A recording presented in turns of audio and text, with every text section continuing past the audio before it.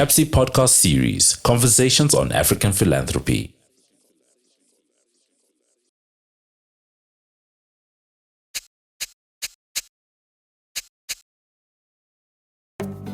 After 2 years and more than 80 episodes of our Conversations on African Philanthropy, we are introducing a series of conversations that are theme-specific, program-focused, and at times recorded at the request of those at the coalface of implementation in order to document and tell their experiences and stories. In the first of such series, we focus on the Zimbabwe Alliance initiative, whose grants, convenings, capacity building, and technical support have fostered a vibrant civil society, where partners were empowered to design innovative and coordinated responses that amplified the voices of those marginalized, influenced the capacity of citizens to mobilize around national critical issues, engage with policymakers, and built regional and international solidarity in pursuit of a better Zimbabwe.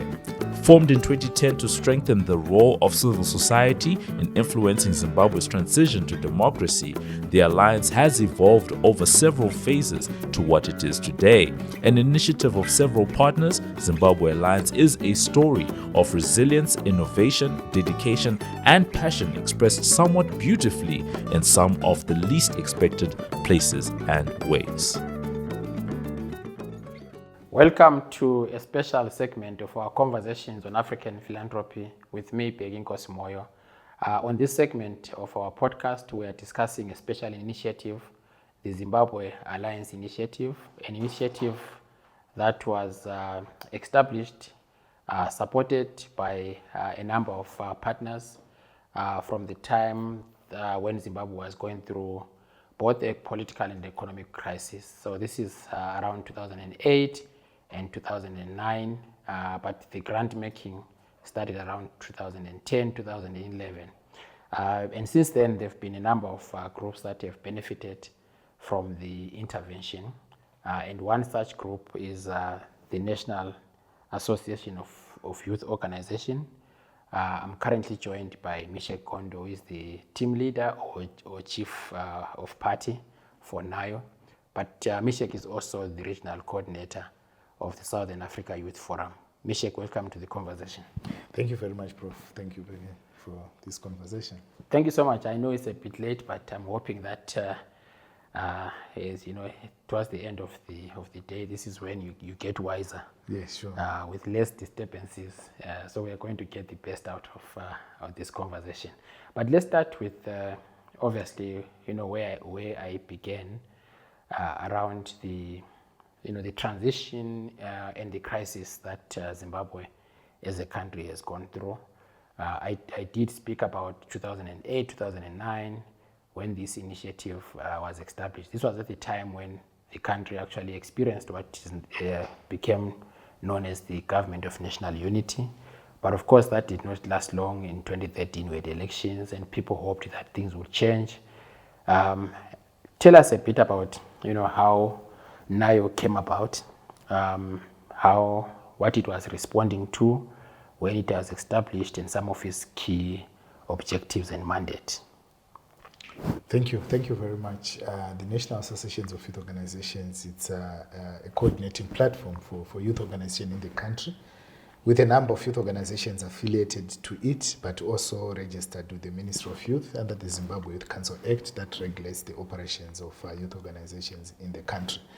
Broadly speaking, it speaks to the youth primacy and participation of young people in developmental processes, including the governance processes, including all aspects that young people brings to the table with regard to transformation of the country. At the epicenter of discussions, you'll find out that the young people constitute a larger percentage with regard to the national population in Zimbabwe, and above 67.7% according to other statistics, which means they are both the working force, but they play a critical role with regard to the governance and human rights of the country.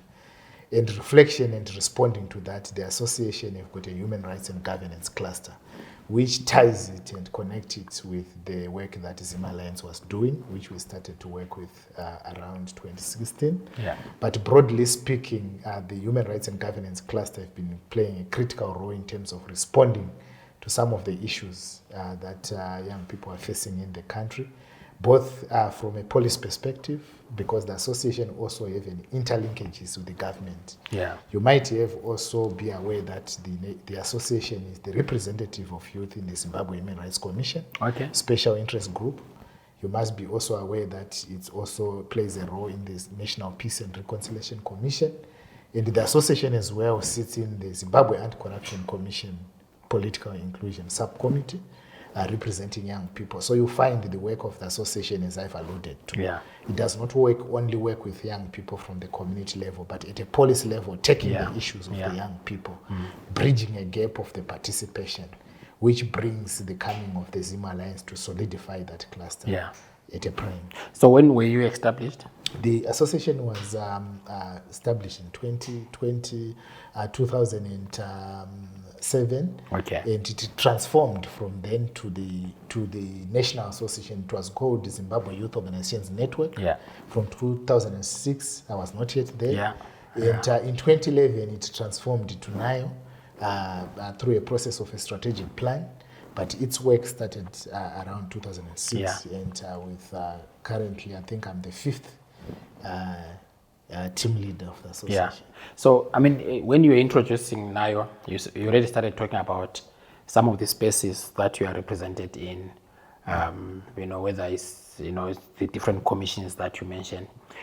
You know, are there specific milestones or results that you would say in your participation in those spaces, because they are strategic policy structures, you would point to and say, you know, over the last couple of years, these are the impact or these are the results that NAYO has, you know, kind of gotten as a result of your work and participation, because not many people do have the opportunity to sit in those strategic structures. Quite a number. Yeah.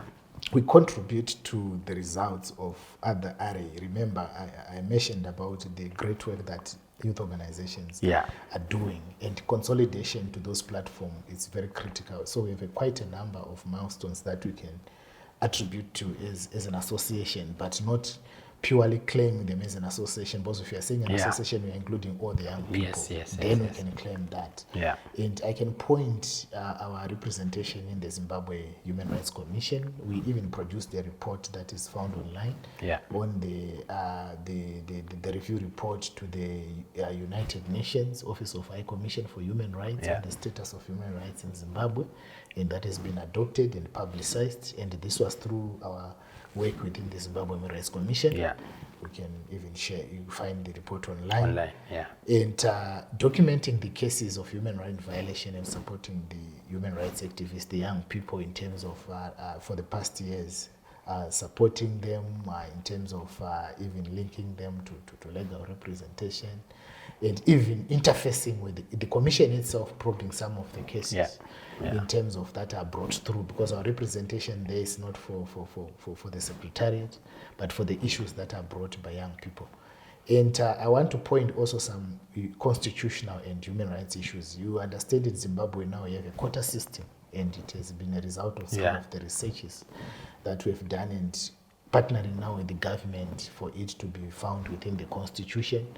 There's now a youth caucus within the parliament. If you go online, you'll find out how NAYO played a critical role with institutions like YET, working with the with the parliamentary caucus on youth in terms of establishing such structures that youth can voice their issues through that. I can go to National Peace and Reconciliation Commission, where we contributed to the participation of young people through all 10 provinces to be in the committees for peace, bringing those issues. And I think when we are going to discuss about ZimAlliance, that's one of the events that was supported as well during that time in 2017, 2018 with the ZimAlliance support.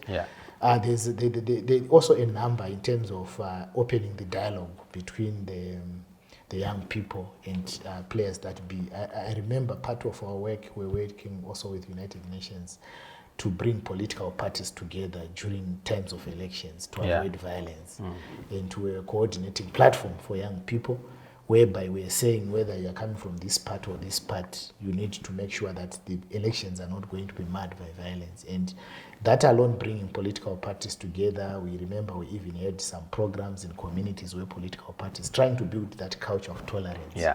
And lastly, I can also mention to the aspect, you remember, Prof, that in Zimbabwe there was rising of young people wants to participate in politics, and especially through independent candidates, some of them that are even are doing various things. By then, we working with the United Nations, we provided a platform. And we formed what was called by then the Joint Task Force for, that was bringing independent candidates, young people, not only for peace, but for increased youth participation. Yeah. So through these platforms, there's always need for interface with policymakers in terms of what is you are lobbying. Yes, others who use other constitutional ways. But this has been so helpful in terms of that representation, and also, by the way, giving feedback to the young people. Yeah. So, I mean, you spoke about the quota system and the youth caucus in Parliament, and I did mention that we spoke to Takuzwa earlier.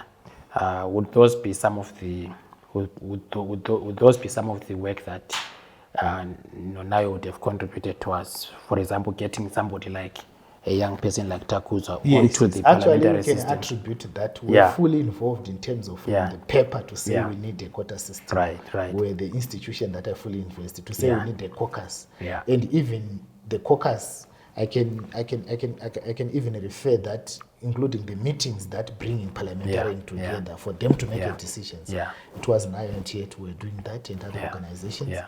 And creating that platforms to say we really this. So we are seeing people like Honorable Sakpanya from ZANU-PF, Honorable Ngadziwe from Triple C, now in Parliament. We can safely say we are not yet there, but there's a work that we advocated, including other institutions, and we still have a long way to go. Yeah. And what would be some of the barriers or challenges that NAYO as an association has faced? Obviously, you might speak to the time when you've been at NAYO as the team leader, but obviously, like you said, it started around 2006, 2007. Would you kindly speak to some of the barriers that, all organizations have barriers, but some are specific. So those that might be specific to NAYO. There's a number of barriers. Young people expect a lot in terms of their nation, and we can all agree from every angle that Zimbabwe currently it's not at its apex level. It's facing challenges. Some might argue from the point of sanctions. Some might argue from the points of human rights violations. So that's what forms a nationality. People have to have different views. But what we can agree, where they are coming from this point of view and that point of view, we all agree that we are facing challenges. So those barriers, they also breed further mistrust among citizens. And whenever they are there, in the past years, during those years, we've been facing the shrinking civic space, especially for young people. Civic space, we are not only talking of political space, even environmental space for young people to showcase their talents, their entrepreneurial talents, because they are limited resources, whether they are caused by these factors or that factors. So it also extends to youth organizations in terms of that. But the advantage that we have, we also, as NAYO, build a gap, a bridge between the government and we talk with both sides, and we are open in terms of the young people, what they are facing, because that's what we represent. So these are the challenges that are facing.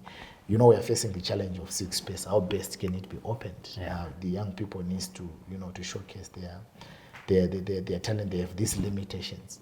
So those are part of some of the limitations that, in general, young people, apart from general economic limitations like unemployment, because of this, whenever the economy is not growing at an expected level, they tend to be those challenges that young people continue to face, including the young people, which I've alluded to, that they constitute a larger percentage in terms of the population of the country. So earlier when I spoke to, is it VSET, the Vendors Initiative for Social and Economic Transformation, and they were telling us about the various groups of people who are part of their membership, and they mentioned a group of young people there, graduates among them.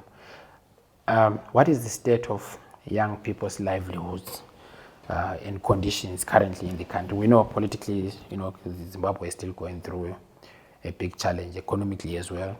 But you know, as an association that focuses on young people as well, what's your analysis so far as the association about young people, participation in the economy, in politics, but also going forward? What is basically the future of young people in this country? The future of young people is very exciting. Yeah. You might be wondering why I'm mentioning that. Yeah. Because no problem is permanent, Yeah. especially when a problem seems to be at the apex of it. Yeah. It's about to Yeah. be solved. That's Yeah. why you see nations that go into conflicts, they end up on the table. Yeah. So we might have come a long way, but where we are going, why am Yeah. I mentioning that? First, politically. Yeah. We have seen the participation of young people in political processes, the increased participation, the appetite for young people to participate Yeah. in political Yeah. processes. It's shown even in last elections, the young people that were participating in council, it's an overwhelming number. Those that won, those who lost, which means they have a zeal, apart from the challenges we are facing, Yeah. both from different political parties coming in. We've seen young people taking leadership position, not only in civil society, but even in industry. We've seen young people taking position. So there is this appetite for young people to participate. Yeah. What is lacking is the political space for that, Yeah. which is Yeah. a challenge that the leaders need to be called for to realize they need to provide that. Yeah.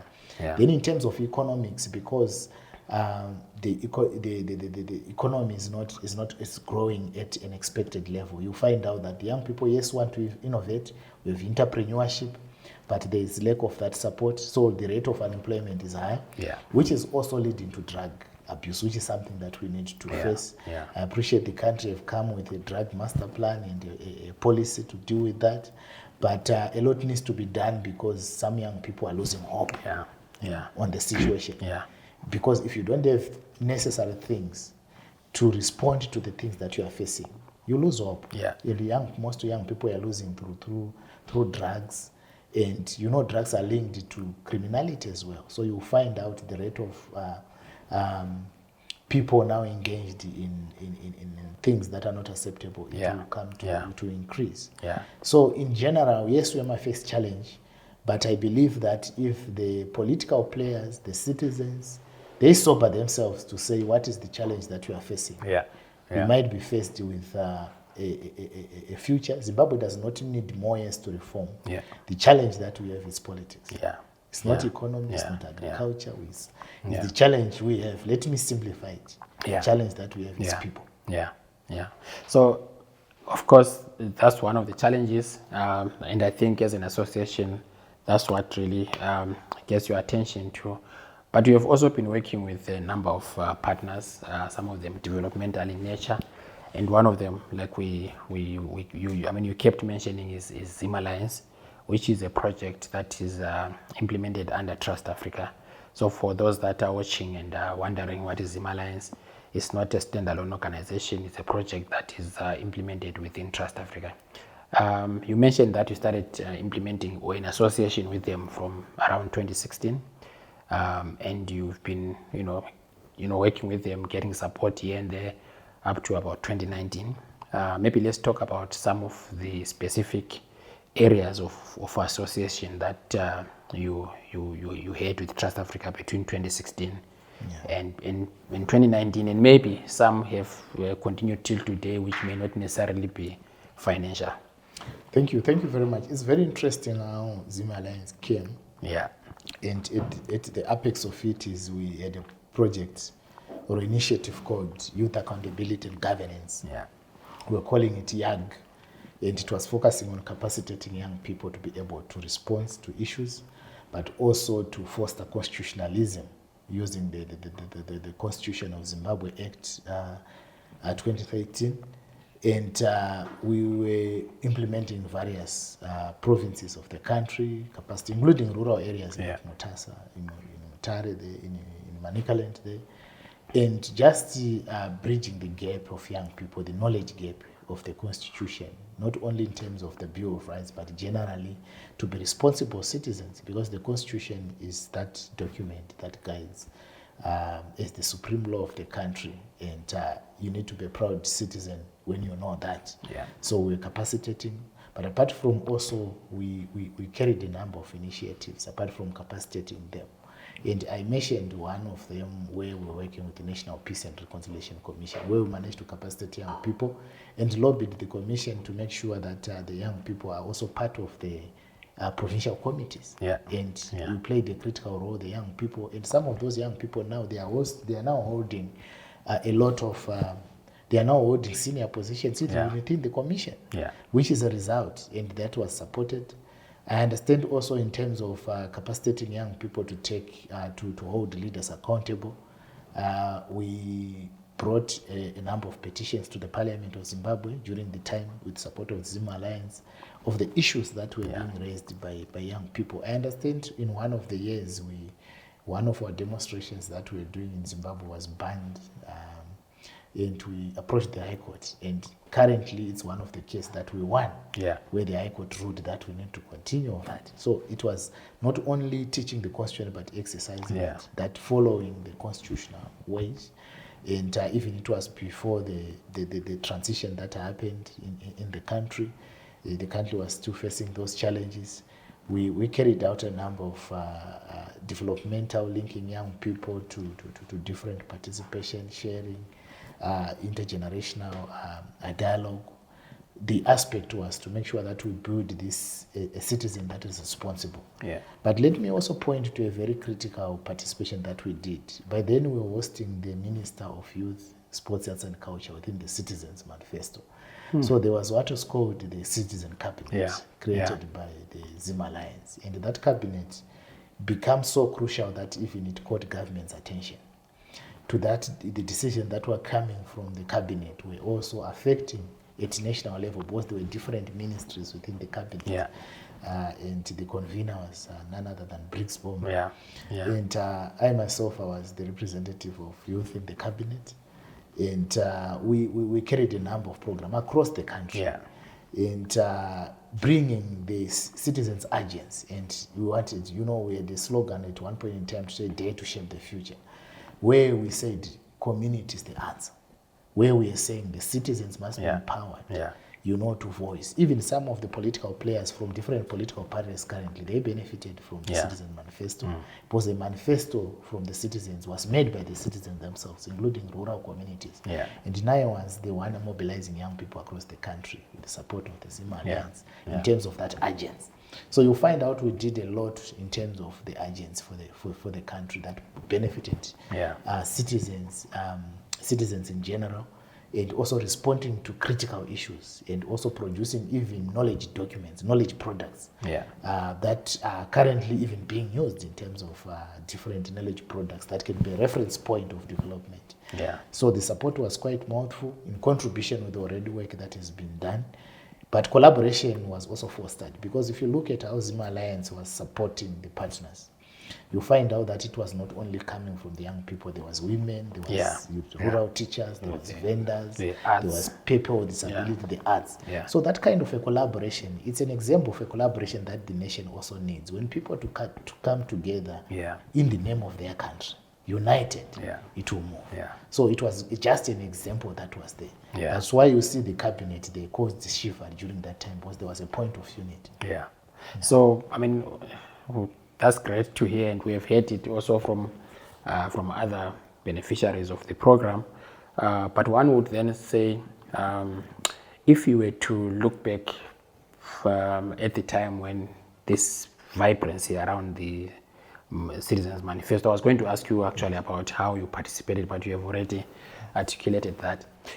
If one would then say, if ZimAlliance were to do things differently, what would you perhaps advise them to do things differently, if any, especially seeing that momentum, in a way, I mean, this is my reading, seems to have almost gone down. For whatever reason, we'll be talking to Briggs and the team in the coming days, and we'll probably understand why. Because everywhere we have gone, people actually see this manifesto to have been one of the powerful interventions of the initiative, in the sense that it brought all these people that you also spoke about, the diversity, but also the issues that were being brought to the table, to an extent that if Parliament or any government department wanted to introduce something, you could simply take the manifesto and say, but this is what citizens are saying. is probably not being confirmed by what you are putting on the table. So that's a powerful thing. So it raises the question, why did it not continue? Maybe it has morphed into something else, maybe into the baraza, the social movements part that is happening. We will still have to unpack that. But if they were to do things again, is there anything that you would want them to think about and do differently? The aspect of sustaining such beautiful programs. The aspect of sustaining that beautiful programs, and also have a clear transition. Yes, you're mentioning of baraza, that's a good thing. And because we said citizens are the answer, when something is coming to a downfall, citizens must also be aware of what's happening. Continue concern. So sustaining that initiative was that. Let me point to the fact that was still one of the great initiatives that both political parties in Zimbabwe and civil society they've learned to.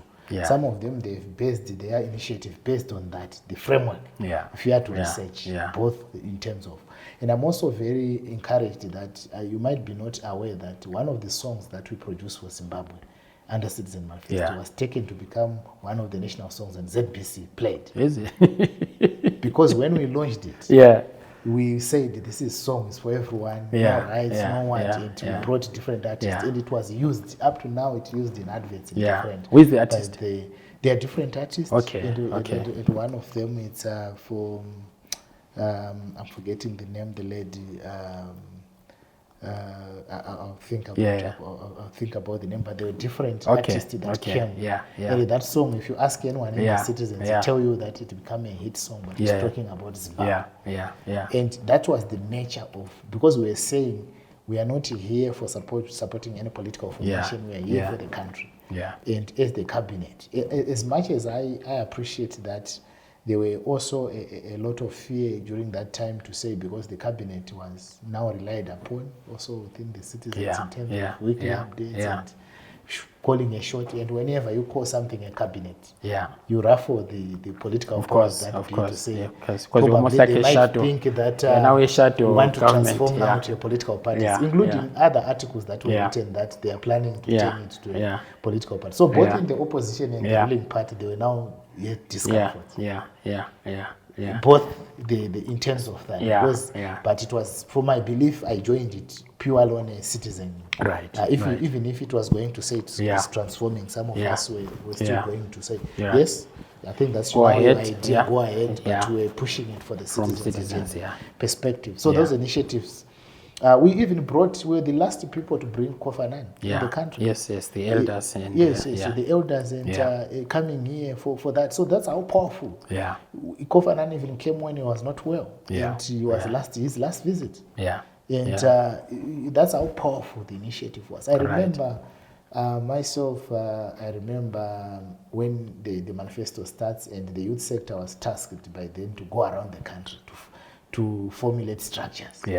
And by then, we moved around, sharing the idea, meeting civil society, and the idea was accepted. That was so powerful.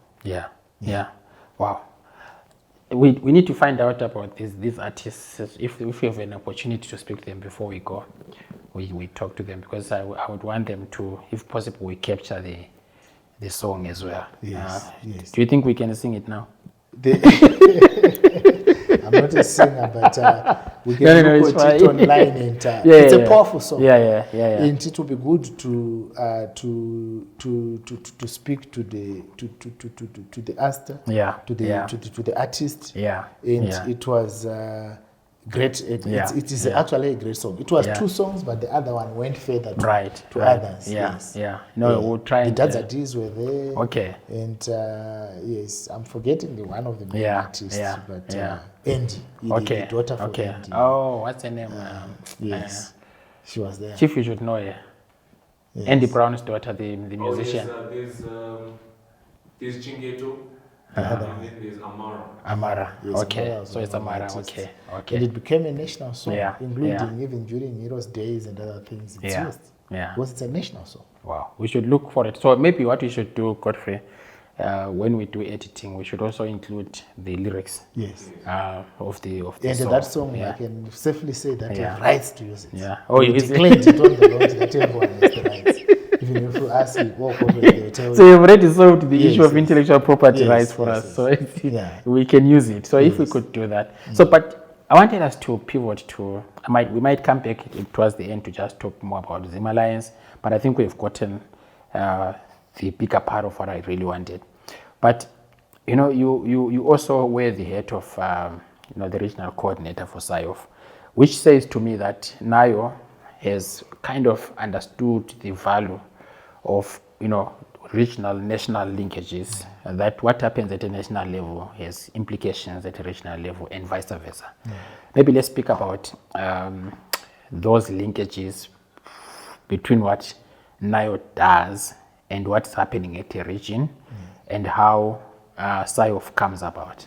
Thank you very much. Now, SIOF, NAYO at national level, including other, now SIOF is now a regional platform for the 16 countries. Having understood in the past years that young people's issues are not only national, they are regional, they are international, and they are universal.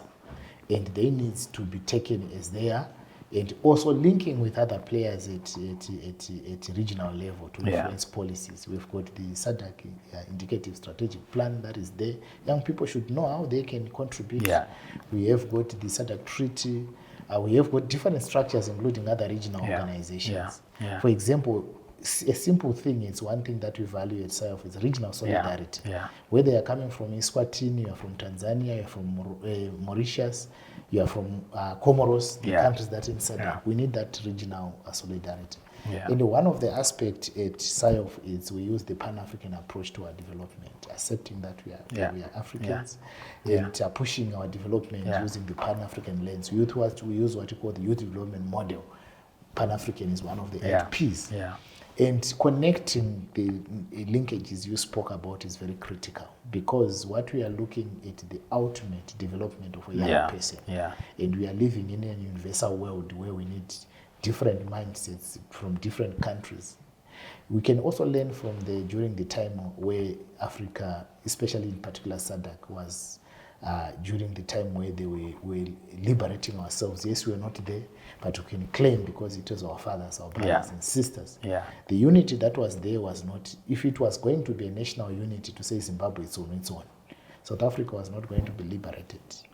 Mozambique was not going to be liberated. Zimbabwe was not going to be liberated. They found each other and they established a cause. And this is a cause that we established at the regional level. Right now we are more like a one with young people within the region, every problem. And we're trying, what are the issues that are affecting us? How best can we bring us to the attention? But not only bring to attention, we are saying we are taking even these spaces to make sure that we solve those issues. We have other young people that are in political power, other in business. We have different clusters in terms of focusing on that, not also working alone. So these linkages are very important, both at policy level, at capacity level, at influential level, but even of making an Africa that is strong. Because SADC on itself with 16 countries plays a critical role within the dignity and the respect of Africa itself. Defining, building such young people that when they meet with other regions like Europe, they see themselves as subjects or inferior. That is one of our agenda that we are pushing. That's why even you see our approach with what they call donors, for us to call them development partners. Because of Busan principles, we are equal. We are not bullied. I think if you were there when we opened the forum, we had a number of donors that came and we did a briefing with them, telling them that you are not doing us a favor. One, you are compensating colonialism. There's an agreement that is there. Through, you are compensating slavery. There's an agreement that is there. Two, thirdly, we need to act as partners with respect. So that is our motto in terms of SIOF, building that young person that is proud of his region. To say when it's development, when you see another region, we act as a partner. But also within the context of SADC, we need to build a young person who fights corruption, who make leaders accountable, who himself, when he becomes a leader, delivers as well. So that's the connection. Yes, we use diplomatic approaches, engagement approaches, we work with different governments, different regional bodies. But this is a young person, remember, that will lead Africa. So he must define himself within the context of Pan-Africanism. Before we came on set, we were talking about some of the, we're talking about the journey of SIOF and how quickly SIOF has now gotten into very strategic places with some tangible results. Maybe let's talk about that journey, what your experience has been, but also highlight some of the milestones that you have already achieved.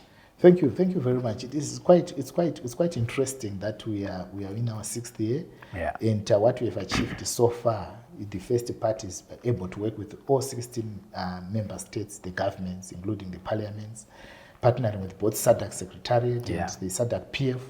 And I can confirm that we sit even in the standing committee of SADC PF, our standing committees that make decisions within SADC PF, and with representatives there. We've been running an annual forum that has been producing outcomes, and some of those outcomes have been implemented. I want to single out the Southern Africa Youth Envoy. The reason why that envoy came, it was the Deputy Minister of Foreign Affairs, DECO, in South Africa, who was one of the guests when we ran a forum in South Africa, and through interaction with young people, a motion was pushed to establish that office. So you see the interlinkages between where we do things, the governments will be there. And even Dr. Zuma was there at the conference with the young people.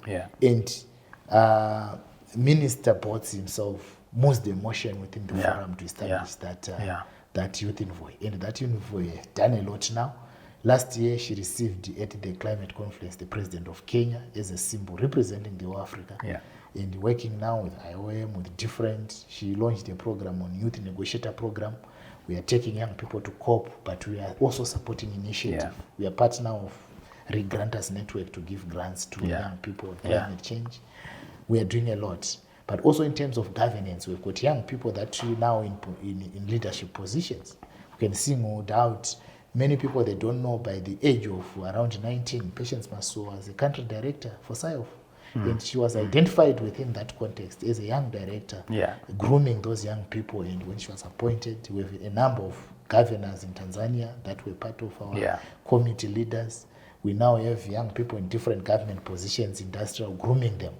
We have what we call the SADC Youth Parliament that is represented within all 16 countries, 2 per each country, and also 2 representatives for persons with disabilities. That also, not only deliberate. The SADC Youth Parliament is not a mock parliament. It's a real parliament. It has got a partnership with institutions like SADC PF. And as I'm speaking, this November, the Speaker of SADC Youth Parliament will be addressing the full plenary in Zambia for SADC PF. When you're talking of full plenary, it's all MPs for SADC. Bringing youth issues. So that's impact.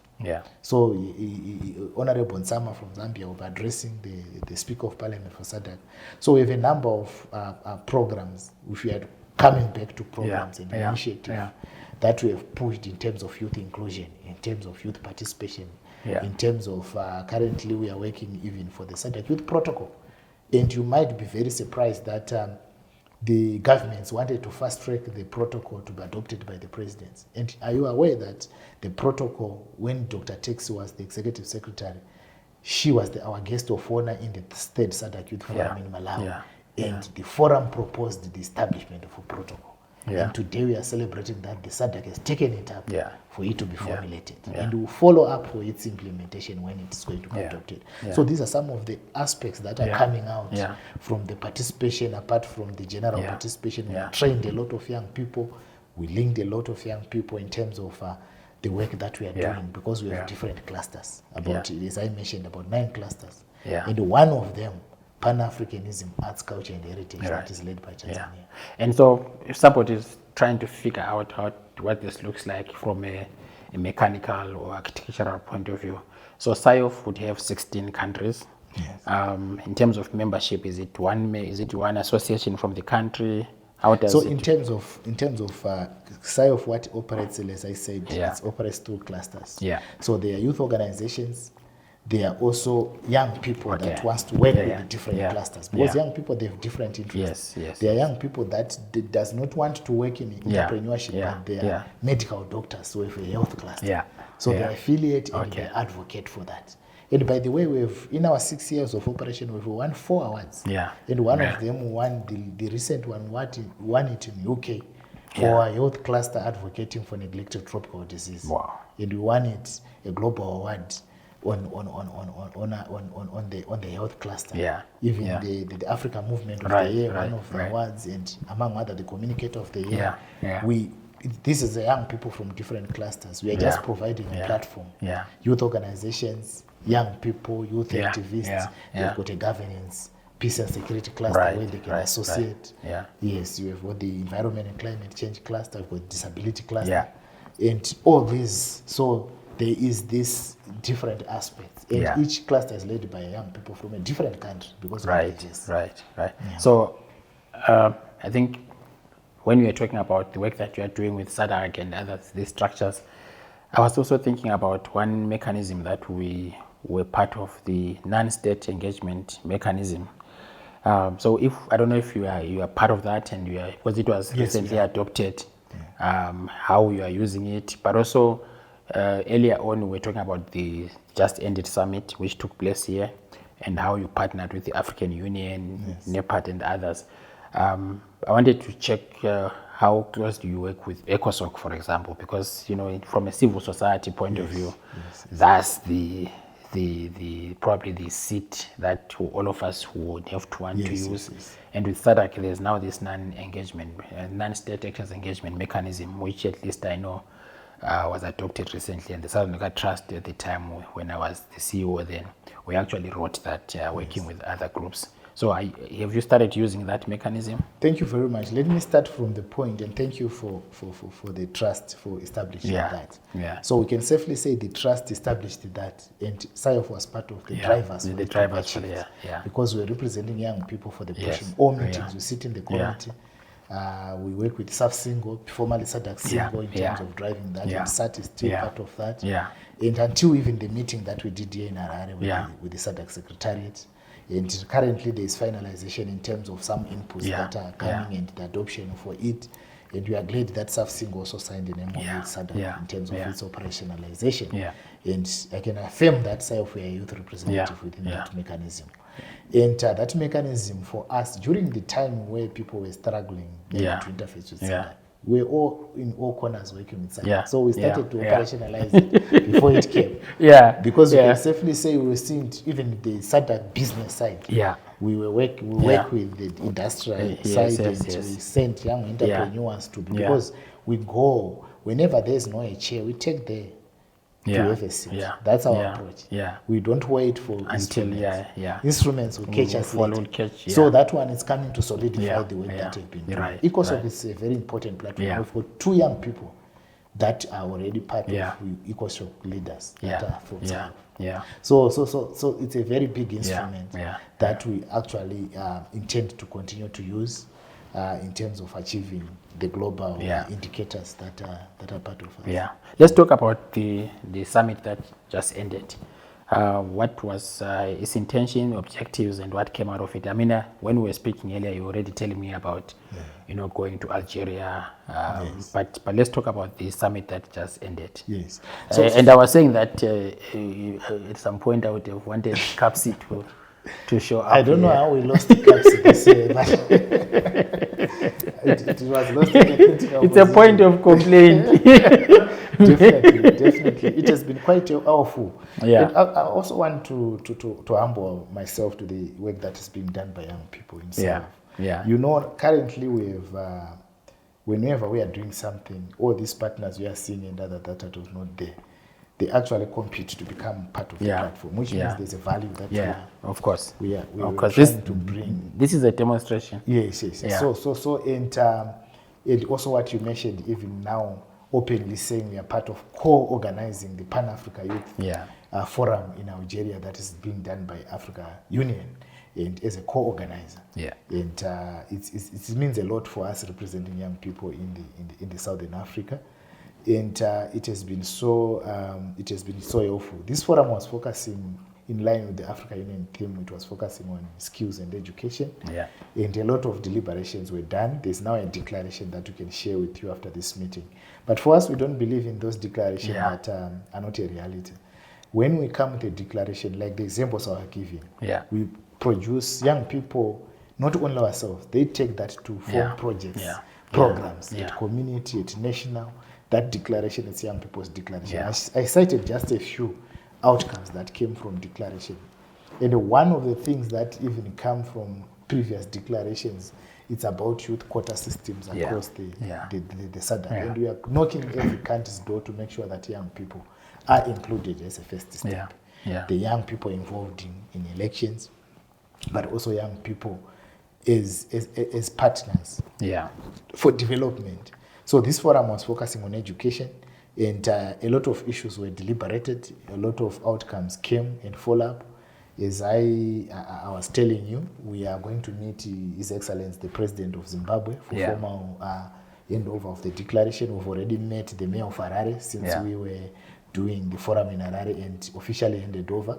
We're quite privileged that we were accompanied by SADC to meet the Mayor of Harare. So this is a sign of partnership. When SADC came to go to meet the Mayor, for us it's humbling. We did it 3 weeks ago.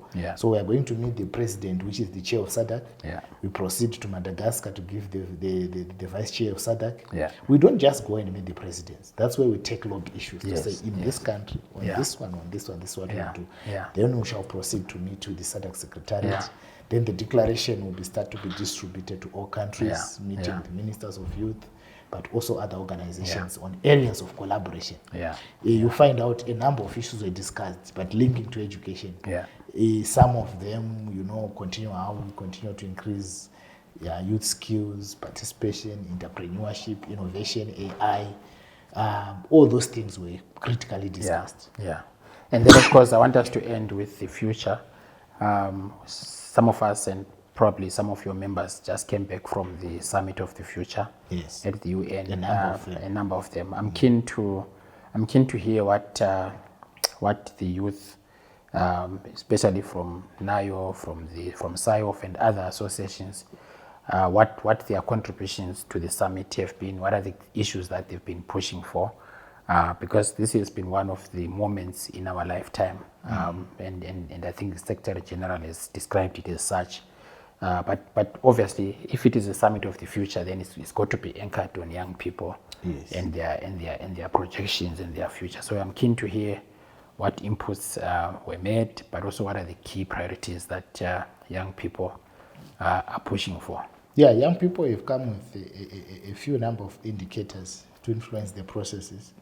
Definitely realizing the one of them is continuous pushing for sustainable, not only inclusion this time, but sustainable inclusion of young people, not only in policies that are made or SDGs or what, but young people as stakeholders and leaders for transformation. That has been anchored in their different diversity, whether they are focusing on climate change, peace and security, they are focusing on business or entrepreneurship.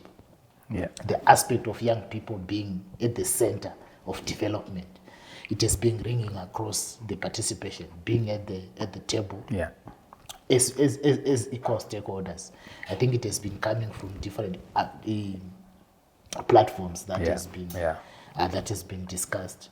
And you rightly said that young people constitute a language. If you're talking of the future, there's youth lounge. Young people a lot. They've got a lot of experience within their limited time that they have, and they still hold for the future and other children that are coming to occupy the spaces of the young people. So whatever future that we are creating, it's more of those young people that constitute a larger percentage. So critical discussions on effective participation, inclusion, but also opening the environment for them to strive.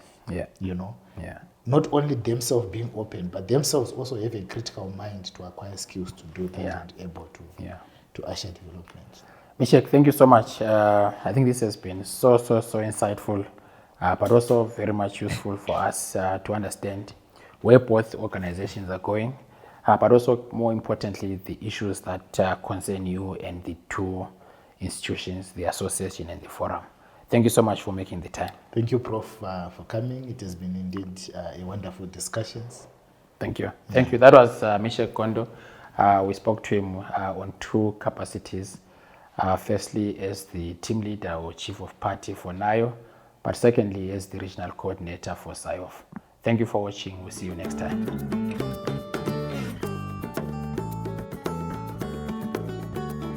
You've been listening to the CAPSI podcast series, Conversations on African Philanthropy.